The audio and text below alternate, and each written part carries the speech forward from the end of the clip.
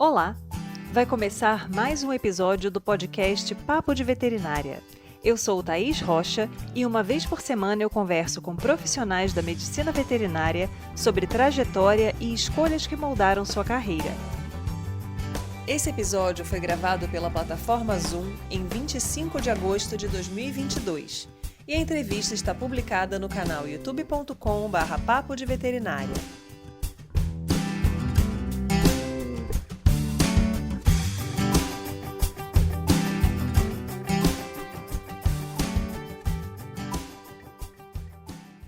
Se você acredita que a oportunidade de trabalho com clínica de pequenos animais no Catar, Oriente Médio, é algo muito distante da sua realidade, venha conhecer a história de Julieta Tavares, que trabalha no Parkville Pet Center e passou pelo processo de avaliação para a obtenção de licença de trabalho no país.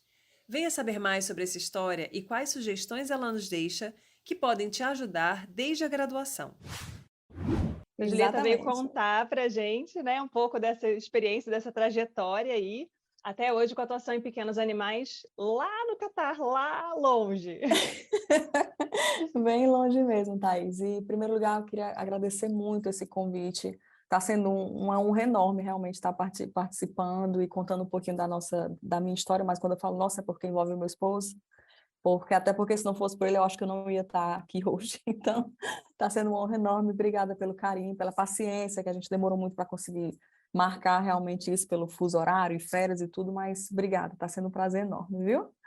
Obrigada a você por aceitar o convite. Acho que é bem importante a gente ter essa oportunidade de conversar com médicos veterinários que têm experiências diversas, porque isso também ajuda bastante quem está na graduação a ver o que existe de perspectiva, né? E aí eu queria começar te perguntando, eu queria começar te perguntando exatamente isso, que assim, quando você pensou lá, né, no primeiro momento da sua vida que veio a ideia em ser médica veterinária, em algum momento você achou que você ia estar algum dia clinicando com pequenos animais no Catar? Nunca, nem nos meus sonhos assim, mais assim distantes da minha vida, nunca imaginei. Até porque assim, eu nasci e me criei no Nordeste, então lá, eu não sei se isso realmente hoje é uma realidade de todos, mas na minha época, o nosso sonho, a maior coisa que a gente podia alcançar era ir para o Sul. Então, assim, eu jamais iria imaginar sequer sair do país. Meu Deus, morar fora era uma utopia, eu não ia alcançar nunca na minha vida. Então, assim, na minha cabeça, o máximo que eu poderia chegar era em morar no sul do país e pronto, ou então em São Paulo, enfim. E ainda assim já era, meu Deus, é meu top, de lá eu não passo mais, né? Então, assim, vim morar aqui no Catar, realmente em zero, assim, eu jamais imaginava, eu jamais, fui totalmente fora da curva do que eu pensava. E você sempre quis ser médica veterinária ou em algum momento você pensou em cursar e tentar, né, outra Desde que eu profissão? era criança, desde que eu era criança. Desde que eu era menininha, eu dizia, eu quero cuidar de bicho, eu quero cuidar de bicho. Daí, quando eu fiz 15, 16 anos para eu prestar vestibular, acabava que ficava aquela pressão de que você só ia se dar bem na vida se você fosse advogado ou se você fosse médico humano. E daí ficou aquela pressão inteira. Acabou que eu odiava na época física e química, na época para poder prestar vestibular. Tinha que ser boa em física e química, eu era péssima nisso, péssima. Eu odeio conta, matemática, eu odeio. Eu era muito péssima nisso, eu era muito boa na parte de humana, em português, em redação, história. E aí, por conta disso, eu acabei prestando vestibular para direito. Aí acabei passando, fiz direito por um semestre, perdão de todos os advogados, eu odiei direito com todas as minhas forças. E aí no segundo semestre foi quando começou o Enem. Aí eu prestei vestibular de novo e aí tinha que optar vários cantos para você escolher, aquela coisa que o Enem faz. E daí, mesmo eu não gostando de fazer direito, mas eu pensei, não, eu vou botar direito de novo no Enem e eu queria ficar onde os meus pais moravam, que era em Mossoró. Nessa época eu morava em Fortaleza. Aí eu, não, eu vou colocar Enem na UFESA em direito para eu ficar em casa perto dos meus pais. Aí tinha que escolher uma segunda opção. E aí eu não sabia o que botar. Aí eu rolei a lista de curso lá e lá no final tinha medicina veterinária. Aí eu olhei assim, eu vou botar aqui para ver o que é que vai dar, mas vai que, né? E aí nesse vai que realmente eu passei. E quando eu vi que eu tinha passado, que eu tinha entrado, eu disse, meu Deus do céu, será se é realmente o meu sonho de quando eu era criança? Aí foi quando realmente me abriu as portas, que era o que eu realmente queria. E aí pronto, aí eu segui, até hoje eu brinco com a mamãe sobre essa história, ela fala que não, ela fala que é história minha, mas não é. Quando eu disse a ela: "Mãe, eu vou fazer veterinária", ela entrou em pânico, ela: meu Deus do céu, eu não criei minha filha para ficar num curral, eu jurava que ela ia ficar atrás de uma mesa muito chique com jaleco, ou advogando", não foi no curral, ela entrou em pânico. Eu: "Mãe, tem calma, vai dar tudo certo". E o meu pai, ele trabalha no campo, ele é agrônomo, aí ele: "Como assim? O que é que você tem contra trabalhar no campo?". Eu trabalho no campo também, mas no Já final, graças a estabeleceu o Deus, caos em casa, né? foi um caos. Ela fala que não, ela fala que é mentira essa história, mas é verdade, eu lembro como se fosse hoje. E graças a Deus deu certo, eu acho que não tinha profissão, assim, que eu amasse mais não, apesar de todos os percalços que a gente passa, mas eu não me vejo fazendo uma outra coisa não, não me vejo estudando para nenhum outro curso não. E aí você acha que, associada a essa, entre aspas, assim, pressão da sua mãe dizer: "Ah, eu não quero minha filha num curral", você já entrou pensando mais na parte de pequenos animais ou você foi pronta para Não, encarar o que tinha na profissão e descobrir o que que ia ter mais afinidade? pronta para encarar o que tinha, mas eu sempre gostei muito de cães e gatos, quer dizer, mais especificamente de cães. Desde que eu era criança, eu adorava cães, desenho de 101 dálmatas, e o Rei Leão também adorava, não era cachorro, mas enfim. Eu adorava qualquer coisa que envolvesse animal. E os cães eu gostava mais ainda porque era o contato mais próximo, né, que a gente tinha. Eu nunca tive assim, assim, meus pais eles não tinham fazenda, eu não tinha contato com cavalo, então meu contato mais próximo com o animal era cachorro. E aí acabou que eu me apeguei muito realmente a isso, então eu sempre quis pequenos animais. Durante o curso, eu dei uma andada por animais silvestres, eu passei em tudo. Eu passei por animais silvestres, eu passei também por fisiologia, fiquei na parte também de monitoria, como se para ver como é que era para dar aula, fiquei com a parte de grandes animais, com equino, reprodução, então eu vi de tudo. Mas pequenos animais sempre foi o que eu queria mesmo, não tinha como sair, não. E é bem interessante isso, porque a gente vê muitos alunos que entram no curso já preocupados em um direcionamento extremo para a área que eles acham que tem mais afinidade e acabam não experimentando nem um pouco outras áreas, na Uhum, expectativa de que quanto mais tempo eu vivenciar isso aqui, que é o que eu gosto, que eu acho que eu vou trabalhar, melhor sim. profissional eu vou ser. Você acha Acaba que que essas não. experiências, né, que você teve em outras áreas, essas vivências em fisiologia, em reprodução de equinos, te acrescentaram ou em algum momento você teve aquela sensação assim: "Nossa, se eu tivesse em pequenos desde todo sempre, só fazendo isso a todo momento, talvez eu me formasse, nossa, muito melhor do que eu sou hoje"? Olha, eu acho que foi enriquecedor demais pela questão de, assim, quando eu entrei, eu sempre quis, sabe, eu sempre quis cães e gatos, mas ter tido a experiência com outras coisas fez eu não ficar naquele "e se?". E se eu tivesse ido para essa área? E se eu tivesse experienciado? Será se eu ia gostar de trabalhar com equinos? Porque eu, particularmente, eu fico na minha cabeça, eu abro um leque grande, eu fico pensando em si. E se eu tivesse feito isso? E se eu tivesse feito aquilo? Agora, claro, existem pessoas e pessoas. Tem pessoas que realmente não, eu quero isso e é assim, assado, e eu não quero outras coisas. Aí, beleza, show de bola, segue o plano e vai. Mas eu sempre abro muito leque, eu ficava pensando, e se eu gostasse disso? E se eu gostasse dessa outra parte? Então, ter experienciado foi muito bom e hoje eu tenho uma visão da vida que logo quando eu entrei, lógico que a gente não tem, a gente acha que o tempo é muito curto para tudo, tá tudo e para ser bem honesta hoje eu vejo, meu Deus, ainda tem tanto tempo, acho que assim, se eu pudesse começar hoje outra vez, eu começaria tudo de novo, sabe? Eu faria tudo de novo. E a gente às vezes se apressa com tanta coisa, a gente quer, meu Deus, quer chegar logo no final e a gente acaba que no começo, no caminho a gente se perde com tanta pressa, né? E essa pressa realmente de você fazer o que você quer, ir para o que você quer, para mim, eu particularmente, eu acho que não iria ter funcionado tão bem, não. Eu sou grata por eu ter, não vou dizer perdi tempo, não, por eu ter experienciado outras áreas assim, eu faria tudo de novo, tudo assim, sem medo de ser feliz. Essa questão do "e se" é uma questão bem importante, né, porque eu penso da mesma forma que você, quando você não passou por aquela experiência, e vai que aquilo que você sempre quis fazer, no final das contas, não te traz o resultado que você esperava, né. Se você experimentou outras áreas, você tem ali um leque, você tem uma experiência, uma vivência em outras coisas, você fala: "Cara, não é isso aqui, mas de repente aquela outra coisa é melhor do que o abstrato", né. Ah, então tá. Isso. Então eu vou trabalhar com avicultura. Nunca vi uma galinha, nunca fui na aula, nunca peguei, nunca fiz nada, mas vou trabalhar com isso aqui. Então é distante, né? É mais complicado ali Sim, conciliar o que você precisa, enfim. isso aí é verdade. Por isso que o IC é importante. Sim. E aí você terminou a graduação e como é que foi o seu início de carreira, a inserção no mercado, as escolhas que você fez? Pronto, tem um ponto que eu até diria que foi importantíssimo, não sei se, assim, se seria de conselho para quem está agora cursando, para quem está começando também. Logo quando eu comecei, as minhas férias, eu procurava conciliar lazer com o trabalho. Então, eu vou te falar isso para você entender o porquê como foi que se seguiu a vida. Nas minhas férias, eu procurava passar as férias fazendo estágio.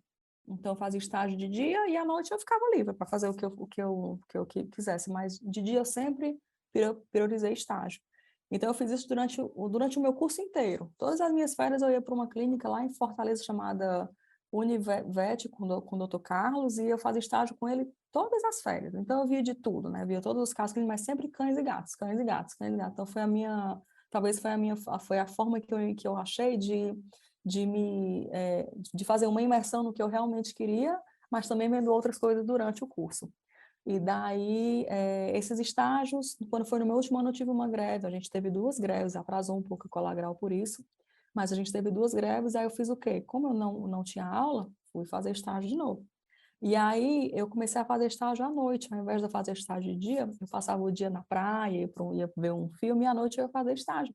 Então, o meu estágio começava 8 horas da noite, eu ficava a noite inteira até de manhã. Então, eu comecei a ver a vivência de urgência. E aí foi quando eu comecei realmente a gostar de urgência. E foi isso o que me ajudou muito, assim que eu colei grau, a encontrar algum emprego. Lógico que foi no mesmo canto onde eu já vinha fazer estágio há 5 anos. Então, eu comecei a trabalhar lá, mas como eu já tinha passado muito tempo fazendo estágio à noite, como eu já sabia como era receber cliente à noite, as emergências, tudo, então foi muito mais fácil, não só para eu conseguir um emprego, mas para para a qualidade do meu trabalho lá. Eu acho que é muito assim difícil você acabar de colar grau e ser jogado numa noite para atender uma torção gástrica. Então, assim, é complicado. Então, e esse passo a passo que eu fiz, eu acho que me ajudou muito. E aí eu comecei a fazer estágio à noite, quer dizer, comecei a trabalhar à noite muito, e aí comecei também a trabalhar de dia em clínica normal. Então, acabou que teve uma época da minha vida, logo no início do ano, do ano que eu comecei a trabalhar, que eu estava trabalhando em 5 cantos. Então, era tipo, de manhã numa clínica, de tarde na outra, à noite na outra. O meu carro era um guarda-roupa. Era tudo o meu carro. Eu saía de casa numa segunda, chegava no sábado. Então, assim, era de uma clínica para outra. Não era o ideal, não tinha qualidade de vida, eu assumo, né? Mas, infelizmente, foi o que deu, e graças a Deus, assim, infelizmente não, felizmente, né? Foi o que eu encontrei e foi o que me deu, assim, muita base para tudo que eu tenho hoje. E foi muito cansado, foi assim, puxado demais, cansativo demais. Eu não tinha final de semana, não tinha salário fixo. E eu sonhava, meu Deus do céu, será se um dia eu vou ter a sorte de poder trabalhar durante 8 horas, ter final de semana e ter o salário fixo, sem me preocupar com comissão e nem com nada? Eu sempre sonhava com isso, sempre. Eu achava que era impossível também. Mas, enfim, a gente chega lá, né? Mas é isso. Então, eu comecei realmente com esses trabalhos de clínica em clínica, e isso me abriu muita porta, isso me trouxe muitas amizades.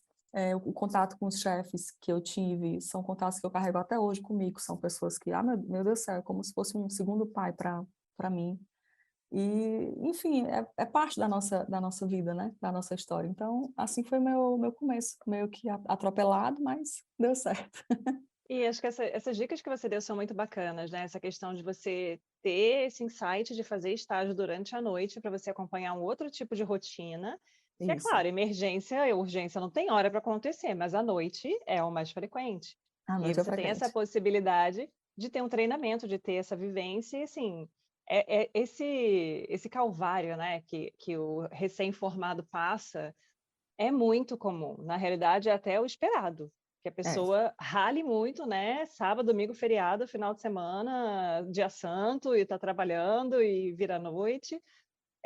Mas é importante para calçar esse trajeto para você chegar no momento em que você consegue, né, alcançar o tão sonhado horas 8 horas fixas de de trabalho. trabalho, e às vezes até Exatamente. menos, Porque assim, eu conversei com outros médicos veterinários, né, de algumas especialidades, até clínicos gerais, que chegaram em um momento da carreira que disseram: olha, agora a clínica é minha, eu tenho minha clientela, eu tenho minha rotina, eu não vou atender sexta-feira, eu vou atender 3 vezes na semana, outras 2 eu vou dar curso, eu vou estudar, eu vou, né, eu vou viver, vou ter minhas atividades. Então, Sim, assim, é tudo um caminho, é tudo uma trajetória, é tudo um percurso que você vai é, seguindo para conseguir chegar até uma condição mais próxima ali, que queremos, né, desejamos, do ideal. é Porque sim. essa resiliência que é necessária nesse período mais crítico, ela vai variar muito de uma pessoa para outra também, né? Então, você Isso tem que ter vai. ali uma perspectiva de que uma hora isso vai mudar, né? Mas também É, tem que ir fazendo por onde, não é? Não cai no é. colo, né? E também lembrar que, assim, que quando você cola grau, realmente, eu já vou logo achar algum emprego agora e vou trabalhar em horário fixo e pronto. Assim, pelo menos na minha época não era tão fácil. E isso, assim, e é você não se deixar abalar pelo fato de, todos os meus amigos passam o Réveillon na praia e esse ano eu não vou poder passar. Não fique triste, porque vai valer a pena depois. Valeu muito a pena. Hoje eu não me arrependo, assim, de nada, de nada, de nada. Não me arrependo de nada do que eu fiz, não. De nenhuma escolha, não. E aí, que reviravolta que deu que você foi parar no Catar? Porque eu acho que, assim, sobre a sua atuação no Catar, tem bastante coisa que a gente pode conversar, né? Sim, E aí, eu gosto sim. antes de começar o papo, assim, eu gosto de comentar com pessoas que eu conheço, falar, agora eu vou conversar com a pessoa que faz isso aqui, para ver qual é aquela primeira impressão, aquela pergunta que vem na cabeça da pessoa, tipo, nossa, como será que é? Então, Como será que assim, é? conta pra Então, gente o que aconteceu. foi numa quinta-feira à tarde, eu estava no trabalho, o Paulo ligou e ele disse assim, eu recebi uma proposta de emprego para ir para o Catar. Você vem? Aí eu, como assim? Para onde? Ele, para o Catar. Eu disse, onde é que fica o Catar? Não estou entendendo o que está acontecendo. O que é o Catar? Onde é o Catar? Eu, não, é o país onde vai ter a Copa. Aí eu, ai, meu Deus do céu. Paulo Henrique, pelo amor de Deus, ele disse, a gente vai ou não vai? Eu disse, meu Deus do céu.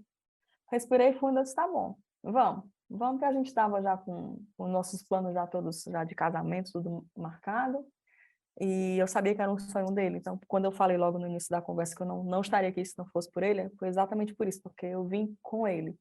Não é que eu quero deixar isso claro desde o início, para que ninguém fique pensando, é porque ela foi por causa dele, não. Realmente, eu vim por causa dele, mas se eu tivesse tido, por algum momento na minha vida, uma vontade, eu quero morar no Catar, não é nada impossível, não. Foi mais fácil, porque eu vim com ele. Mas se eu tivesse dito, eu quero morar num país árabe, quero que seja no país da Copa. É fácil arrumar emprego lá? Não é nada de outro mundo. A gente vai conversar mais adiante, mas já deixo claro que não é nada de outro mundo, não. E daí, então, por culpa dele, por causa dele, realmente a gente veio embora. Larguei tudo lá. Ele veio em agosto de 2018. Eu fiquei, porque eu disse: não, vai na frente, vê como é que é o terreno lá. Se o negócio não for bom, você volta. Eu fico aqui, deixa eu ficar com o meu emprego por enquanto, não quero largar nada. Vai na frente, depois eu vou. Daí ele veio, gostou, viu que era bom realmente a qualidade de vida, o salário. E daí aí ele foi para o Brasil de novo e a gente voltou em janeiro de 2019.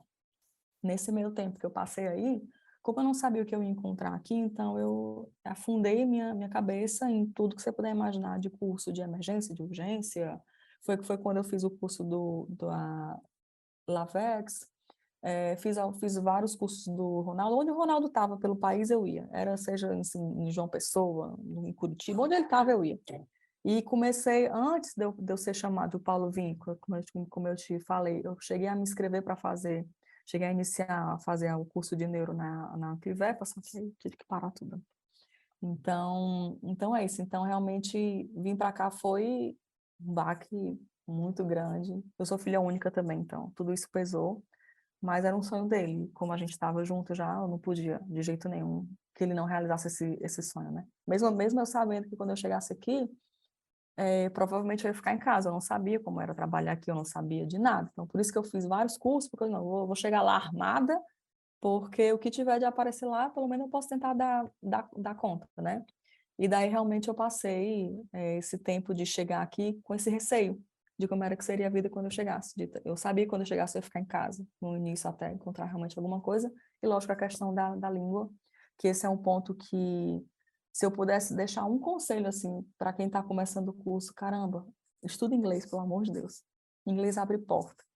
Eu comecei a fazer curso de inglês quando eu era criança, forçada, porque o papai, ele fazia como é que eu posso dizer? Ele me comprava, ele dizia que se eu fosse para aula de inglês, ele me dava uma revista toda quinta-feira, era da revista Recreio, e assim eu fui fazer aula de inglês, eu odiava. Mas hoje, assim, se eu pudesse, pronto, isso é uma coisa que se eu pudesse voltar no tempo e fazer realmente diferente, de prestar mais atenção à aula, de estudar, realmente de ser fluente em inglês, porque abre porta. Não é só para cá, não, é para o mundo inteiro. O inglês é a língua mundial mesmo, não tem para onde ir, não. Então, quem estiver começando o curso, por favor, estuda inglês, pelo amor de Deus. Abre porta.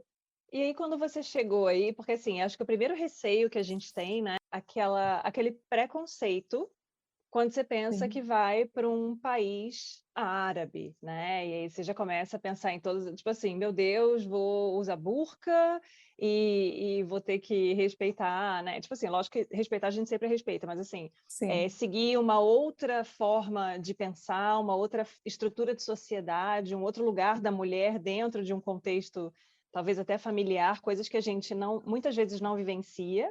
E aí, quando a sim, gente não tem essa vivência, essa experiência, essa cultura, podemos dizer, porque vários de nós não têm esse conhecimento a fundo, então a gente fica sim. com várias impressões, muitas vezes completamente erradas do que é, de fato, essa experiência. E aí vou chegar lá e ainda, assim, gostaria de me inserir no mercado de trabalho. É possível, não é possível? Então, como é que foi isso para você? Por isso que o plano foi que o Paulo viesse na frente. Ele vai na frente, vê como é que é tudo lá e a gente resolve. Como ele veio, então eu não tive muito choque, porque ele já tinha me falado como era tudo aqui, que não é tão rígido quanto que a gente pensa. Lógico, existem determinados países árabes que são mais rígidos, aqui não é tão rígido assim.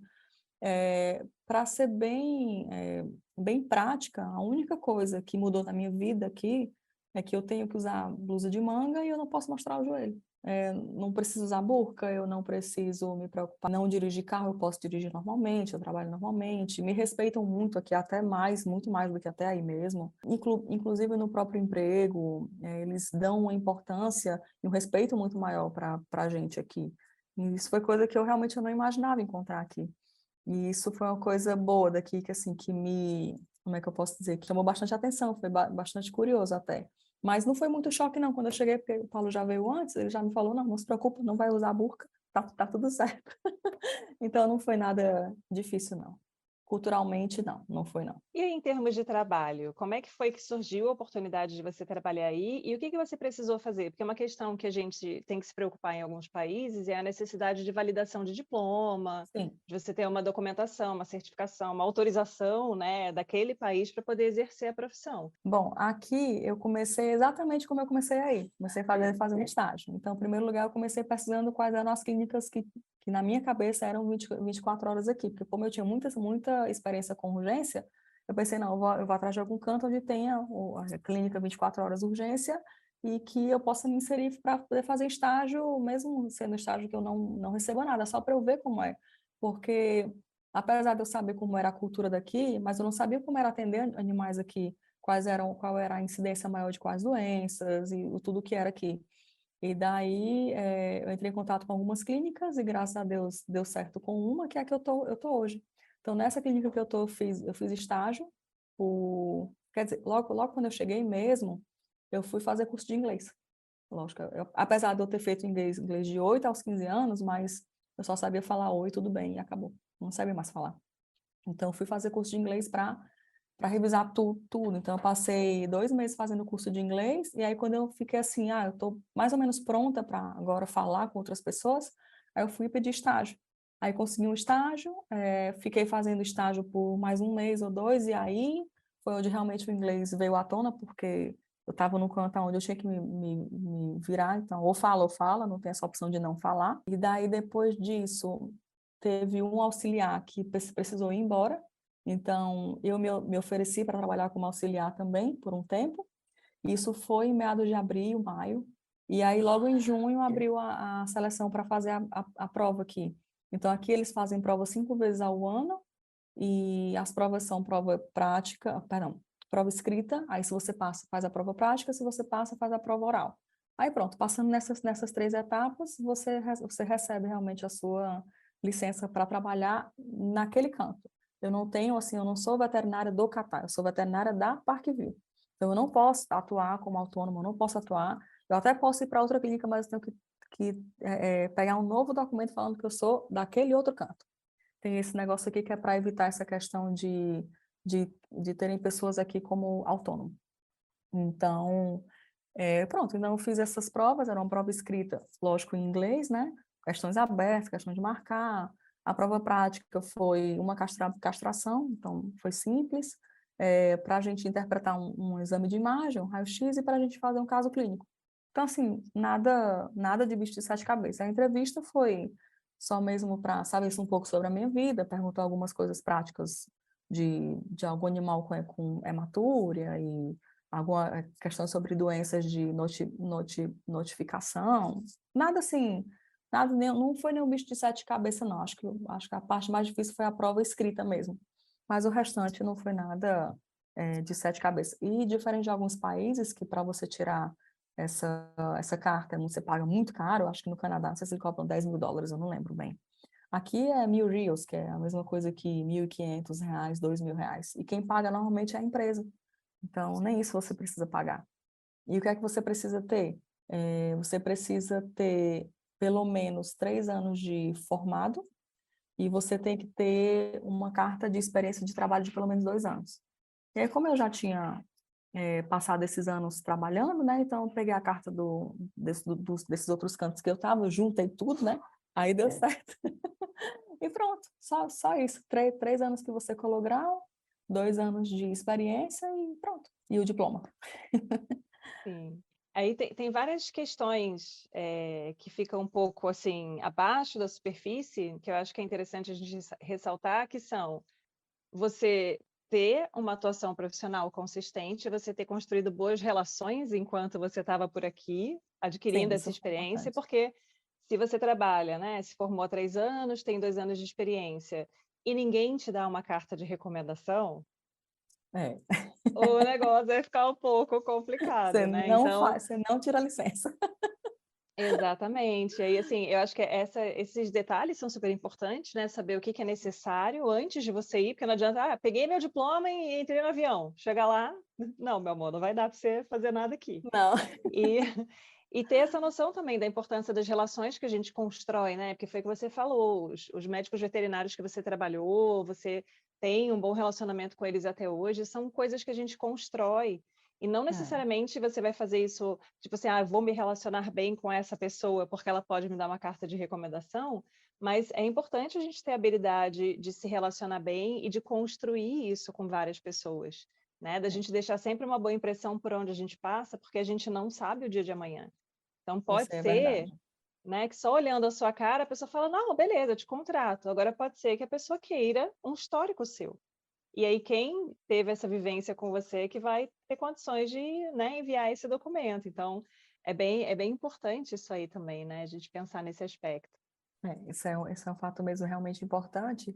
E assim, e o quanto que foi fácil também, era uma relação tão boa que foi super simples. Eu preciso de uma carta, tá feito. Ainda falaram assim, o que é que você quer que eu escreva? Só me manda que eu só faço assinar. Então, realmente o carinho, né, que fica e o respeito e enfim, é algo que a gente tem que zelar muito, zelar bastante pela relação que a gente tem com todas as pessoas. E acaba sendo, de uma certa maneira, um retorno daquilo que você fez junto àquela pessoa.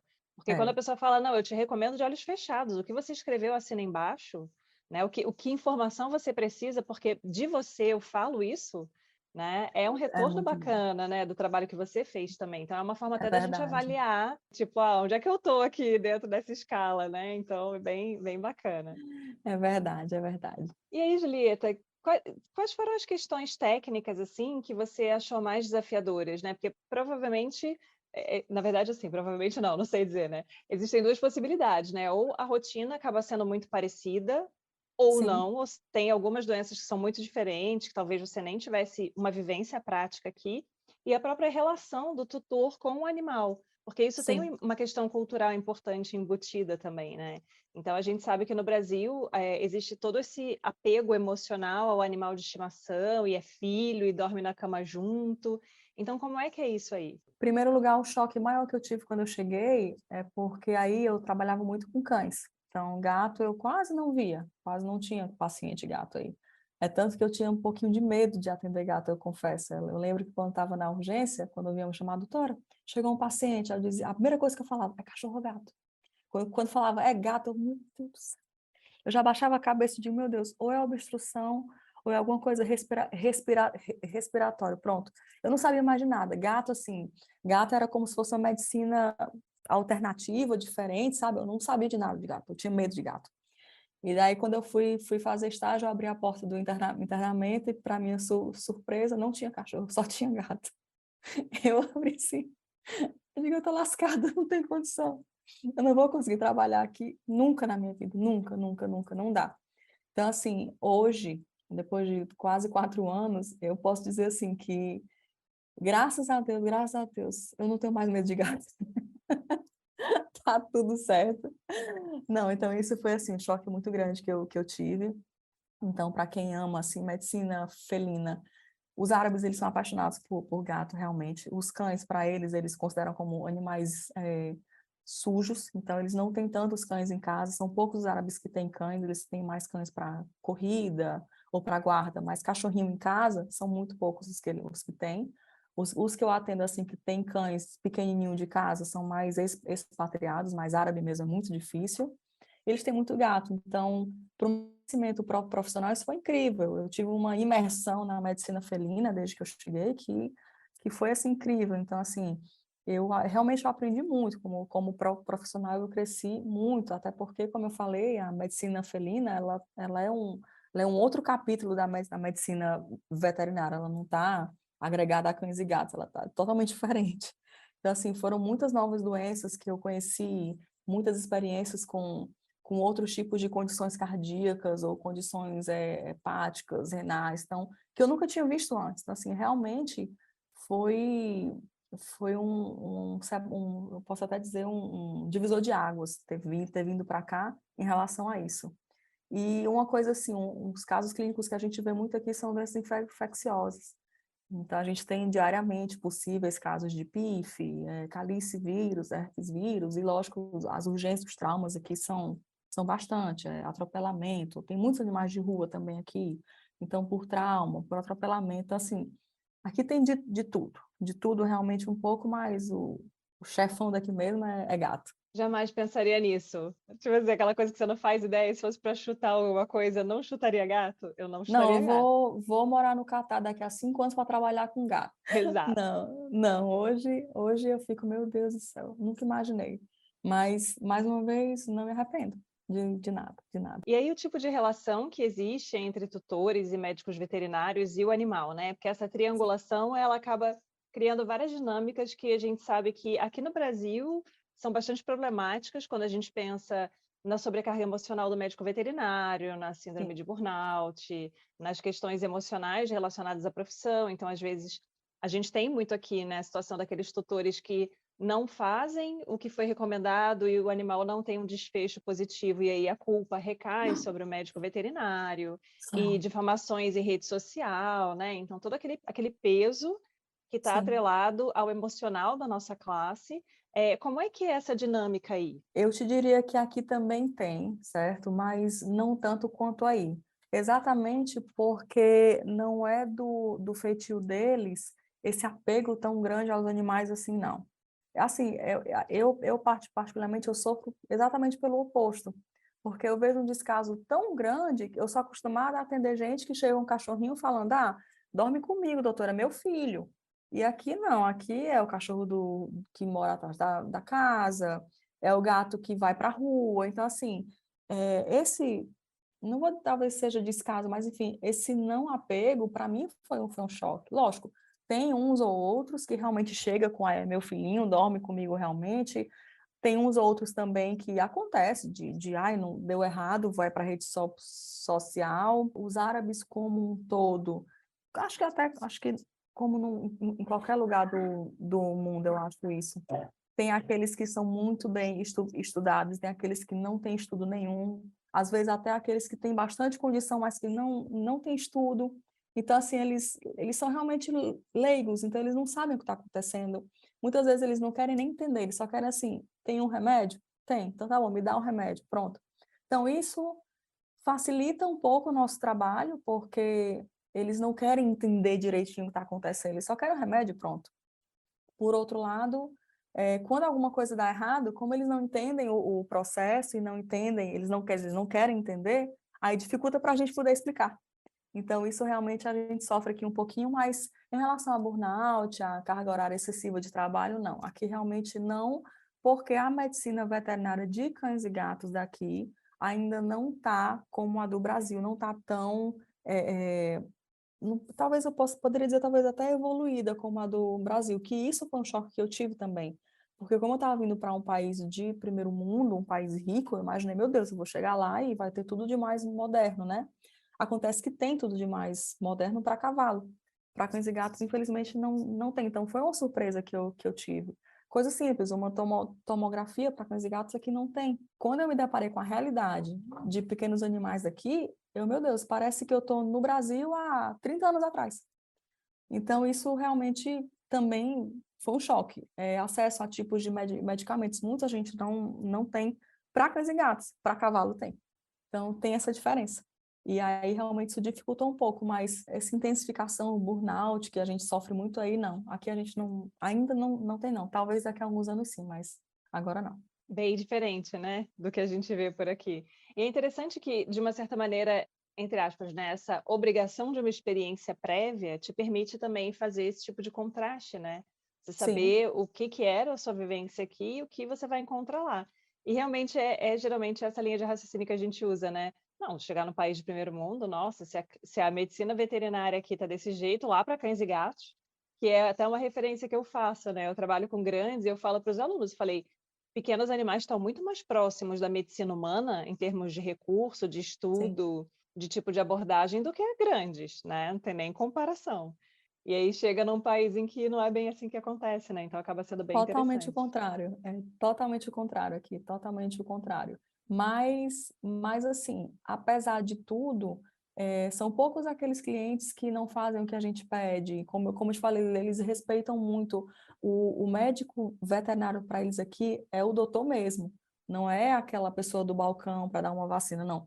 É o doutor mesmo, eles realmente respeitam o que você fala, eles seguem direitinho o que você fala. São poucos os casos que não seguem, são poucos os casos que sobrecarregam a gente com coisas que eles não fazem quando a gente pede. Normalmente eles seguem muito bem, eles só não têm realmente como é que eu posso dizer, aquela aquele hábito de realmente entender tudo o que está acontecendo. Porém, em contraste com isso, a gente também atende muitas pessoas expatriadas, são pessoas da Europa, pessoas da América, então eles dão o balanço. Que aí elas, sim, já querem entender melhor o que está acontecendo, já é aquele cliente muito mais fácil de você se comunicar, de você explicar o porquê que você precisa de um teste A ou B. Normalmente os árabes, eles não querem fazer teste, é só me dar um remédio e pronto. Mas já os expatriados não, eles já realmente já querem entender um pouco mais.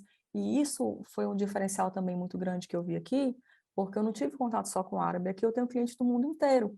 Então, hoje eu atendi uma pessoa do Brasil, mas eu atendi também uma pessoa da Itália, outra da França, atendi um árabe, atendi um americano. Então, assim, em uma semana, eu acho que eu posso dizer que eu tenho contato com o mundo inteiro e é tão gostoso. Você até começa a diferenciar o inglês. Ah, esse inglês aqui é italiano, esse inglês é de alguém de Portugal, esse inglês aqui, então, até o som, então, essa experiência também foi muito bacana também. E lógico, eles dão esse balanço, e nem todos os árabes têm esse ato de não querer entender o que está acontecendo. Alguns querem, mas a maioria dos árabes, eles só, não, me dá o remedinho que dá certo. Então, assim, para a gente facilita, né? Mas se você não tiver cuidado, você também se acomoda em só passar o remedinho e acabou. Então é isso também que a gente tem que se policiar para não, eu vou passar o remédio, mas eu estou entendendo que esse animal está com isso, com isso, com isso, que eu deveria pedir teste esse, para a gente não se acomodar também, não ficar naquela de dar o anti-inflamatório e o antibiótico para sempre a mesma coisa, né? Aquela receita de bolo, né? Para a gente não ficar isso assim também. E como é que é um dia de rotina? Você tem rotina? Primeira coisa, né? Rotina de trabalho, como é que é E a rotina. rotina de trabalho? Existe isso? Porque assim, a gente tem profissionais que são assim, né? Bom, rotina não tenho. Posso dar um exemplo de um dia, pensar um dia aqui da minha vida e te falar. Mas às vezes a Pensar, gente tem uma rotina mais estruturada, né? De horário de sim, trabalho, como é que é, número de casos que atende, como é que é sim. essa dinâmica aí? Pronto, a gente trabalha numa clínica, que é numa clínica de pequenos animais, que tem hospital e tem internamento. É outra coisa também que é meio triste daqui para pequenos animais, infelizmente não existe clínica aberta 24 horas, mas a gente interna animais.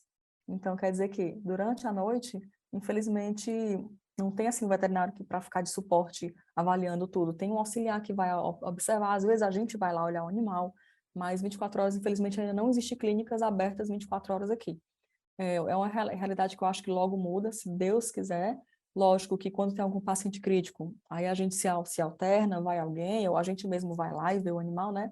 Mas não existe essa rotina de 24 horas. A minha escala de trabalho hoje, eu alcancei o meu sonho de trabalhar só 8 horas, mas eu não tenho horário fixo. Então, tem dias na semana que eu trabalho de 9 da manhã às 5 da tarde, tem dias que eu trabalho de 2 às 10, tem dias que é de 12 às 8, tem dias que é 1 às 9.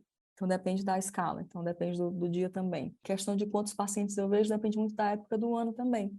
Como aqui é um país onde 80% das pessoas não são daqui, quando é época de férias, o país fica um breu, fica um país fantasma aqui, que as pessoas viajam muito. Então, meses de junho, julho, agosto, dá uma queda. Eu vejo 9 clientes, 5 clientes no dia, mas mês de alta, que é outubro, até meados de maio, aí a gente vê bastante. Lógico que em dezembro, janeiro dá uma queda, né, um pouquinho pelo final de ano, mas no restante dos meses, aí a gente vê 15 clientes a 20. Lá eles têm uma regra de tempo, de a consulta ser a cada 15 minutos não, perdão. Consulta a cada 15 minutos e vacina 15.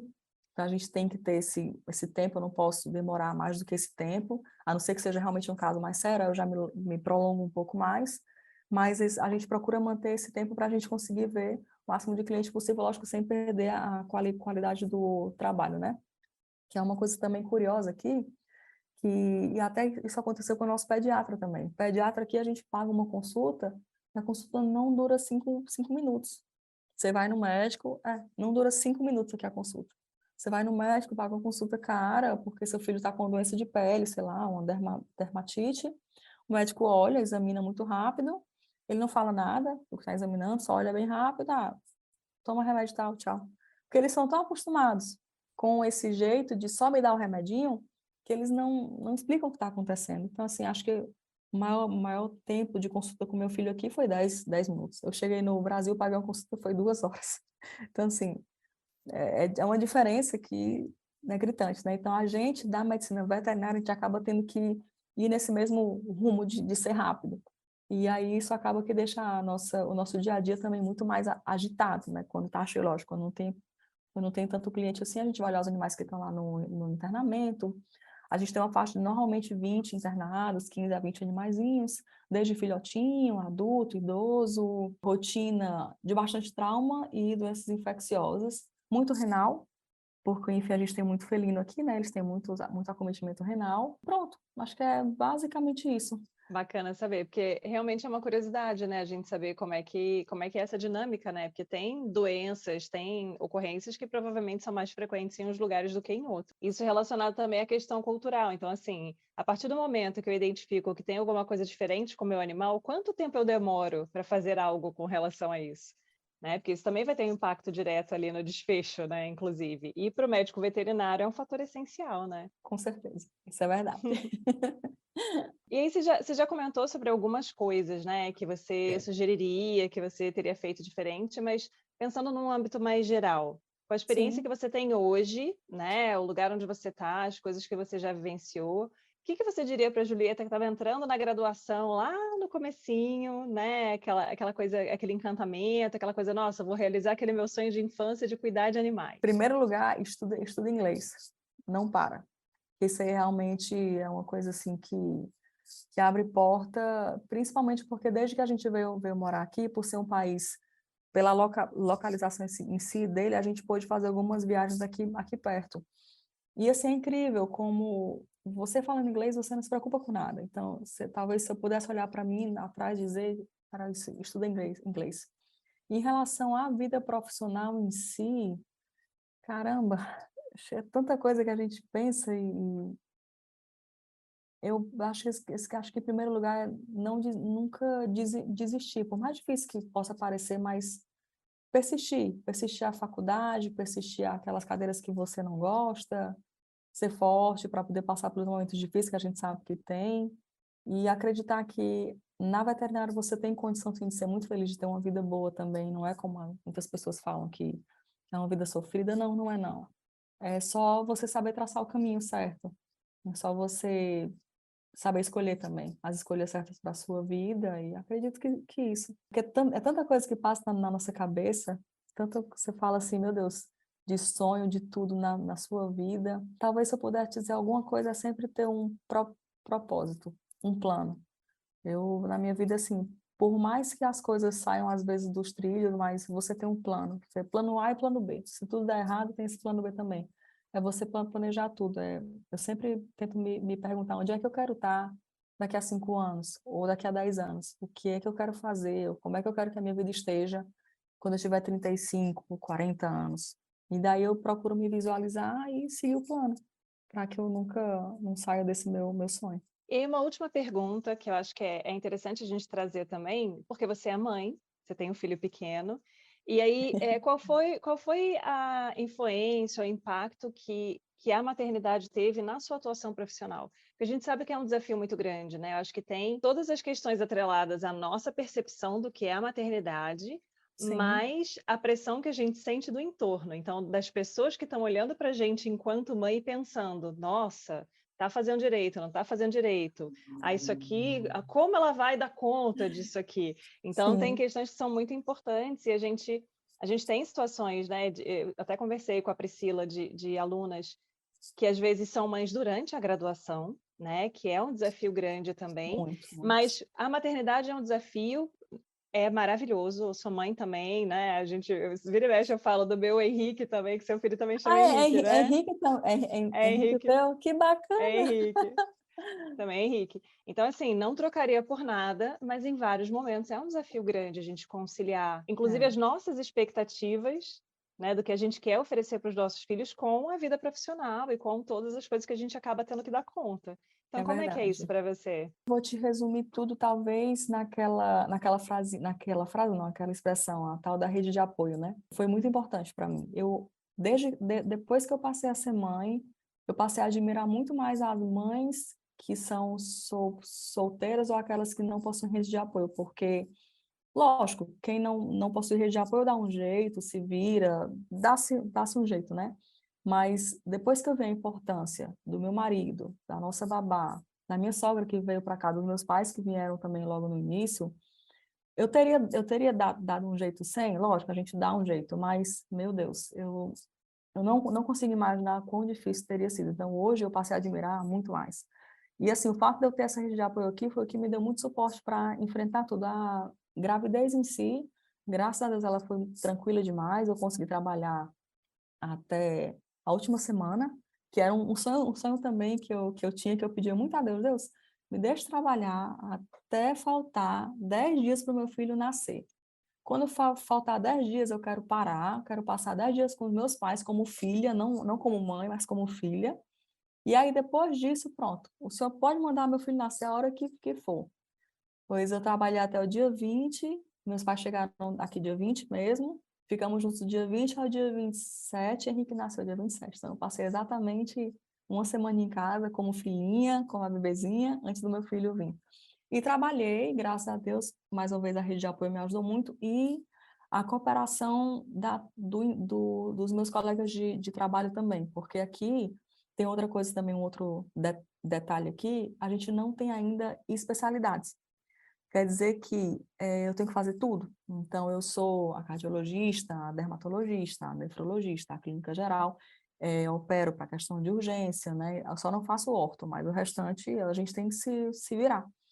E nessas de a gente se virar, então eu tinha que ter muito contato com raio-x, com anestesia. Então, desde que eu engravidei, eu parei de fazer qualquer coisa, lógico que fosse ser um risco, né? Então, o suporte também que a empresa deu, que a clínica me deu, de tudo bem, de entender e de não fazer questão que eu fizesse essas coisas, de entender que talvez o meu faturamento fosse cair um pouquinho, mas tá bom, tudo bem, isso foi também crucial. Então, eu te diria que foi muito bom. Foi, assim, um período muito bom. E depois que o Henrique nasceu, a rede de apoio foi crucial. Aqui, infelizmente, a licença maternidade são só de 50 dias. Então, acabou que eu tive que começar a trabalhar. Henrique não tinha nem dois meses ainda. E daí foi meio difícil, né? A gente desapegar. Mas aí até nisso a empresa ajudou.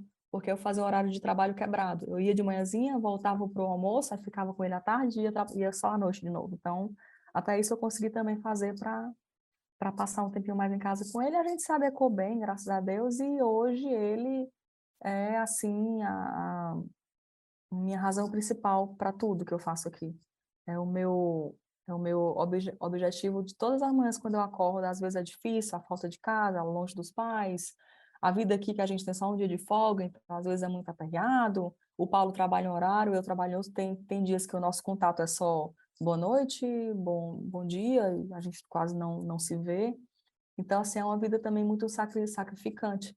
E aí, o que é que me segura, o que é que me faz seguir adiante é ele, é o Henrique, é querer dar uma vida melhor para ele. A rede de apoio realmente é essencial, né, é muito importante. Eu acho que é muito bom quando a gente tem a possibilidade de contar, né, com essas pessoas e com a cooperação da empresa também, como você falou, né, porque é interessante isso, né, como a gente tem um período maior aqui no Brasil de licença, etcétera, mas muitas vezes, a gente percebe o receio que as pessoas têm de chegar no lugar de trabalho e falar: "Ó, engravidei", como se fosse quase uma coisa ruim, né. Então, É assim, verdade. tem Sabe vários o curioso em relação a isso? Que quem me estimulou a engravidar foi a minha chefe. Eu não queria, eu estava com medo, eu estava, não é a hora agora. Ela disse, é a hora, você já está casada faz 2 anos, não fazia um ano, enfim. Tá na hora, tem que engravidar, a idade é essa. Então, assim, ela hoje não trabalha mais onde eu tô, ela saiu, hoje é outra chefe. Mas até hoje eu falo que ela foi quem, assim, me deu todo o apoio para eu engravidar. A minha chefe foi que me deu o apoio. E, inclusive, o médico que me acompanhou a minha gravidez inteira, foi ela também que me levou. Então, foi um apoio, assim, que eu jamais iria esperar de um chefe, né? De alguém que sabia que sim. o meu rendimento iria cair, mas aí, mais uma vez, volta aquela questão do relacionamento. O Sim. bom relacionamento que você tem com as pessoas, de chegar ao ponto da sua chefe te dar um apoio numa coisa que vai diminuir a renda dela mensal. Mas é o carinho mesmo que tem, né? O relacionamento é crucial, é importante demais. Não quanto o inglês.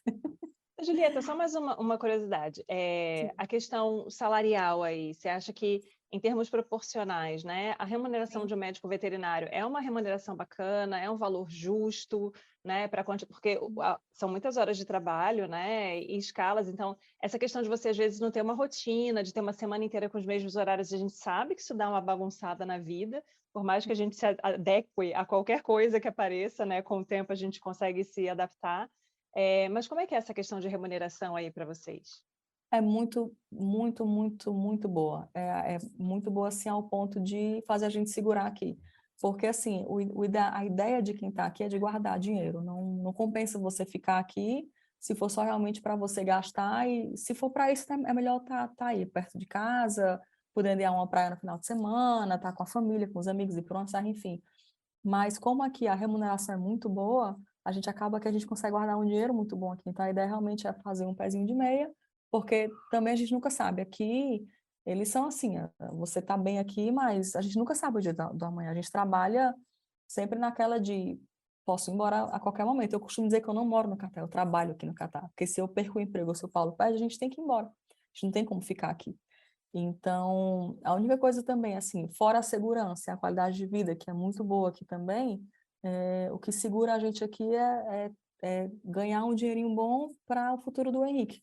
Então, é uma remuneração boa, compensa, apesar da falta de rotina, dos horários malucos, mas compensa sim, compensa sim. Julieta, muito, muito obrigada pela sua participação. Eu acho que a gente, né, fica tentando adequar o horário e tal, chegar, você está lá longe, né, e tipo, se dispôs a vir aqui conversar com a gente, a contar um pouquinho da sua história. Então, fiquei muito feliz por a gente ter esse momento aqui para você trazer um pouquinho dessa experiência para o pessoal que está no curso, que tem essa curiosidade, que eventualmente pode passar por uma situação muito parecida com a sua, né? E aí, vamos, Sim. vamos. E a pessoa tem já alguma história, né, para se basear e para ter aí um norte com relação a uma outra possibilidade que a nossa profissão oferece.